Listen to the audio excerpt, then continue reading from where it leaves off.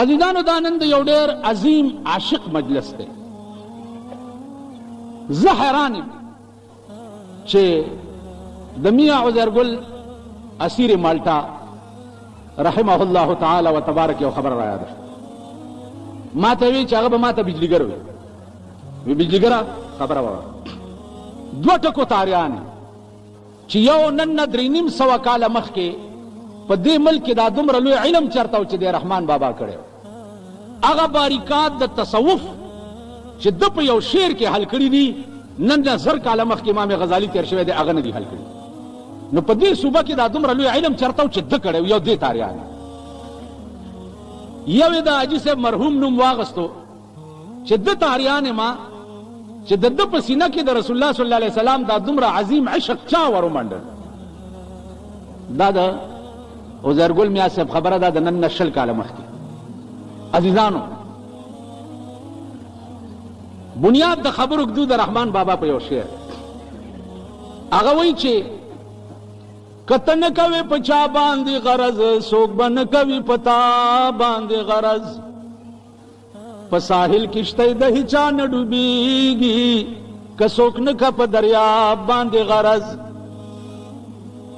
دا دنیا په احمقانو د آباده. احمقان څه ته وایي ټول وایي بې عقله هغسې شور سره وایه دا دنیا په احمقانو د آباده دانا نه که په دنیا باندې غرض. دا دنیا چې په آباده ده وایي دا ټول کمقل دي دانا چې وي په دنیا غرض نه کوي.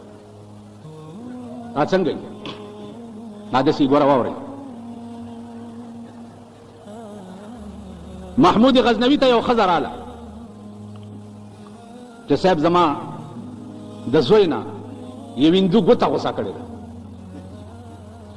هندو وی په ما د رزق حرامي چې ستا د زوی د ګوتې بدل مې ټول هندوستان نه نی اغستی او د سومنات بوت مې کابل ته نی راوړی چې زه روټۍ ونه خورم. تیاری وکړو او په هندوستان ورغی چې پې ورغی اسلام دې ته وایي ایمان دې ته وایي.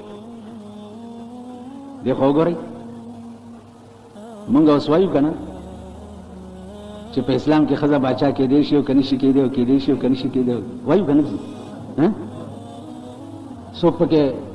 کوثر نیازي غوندې چې خدای تورو خاورو ته ولېږلو هغه پکې د بلقیس حواله ورکړې وه چې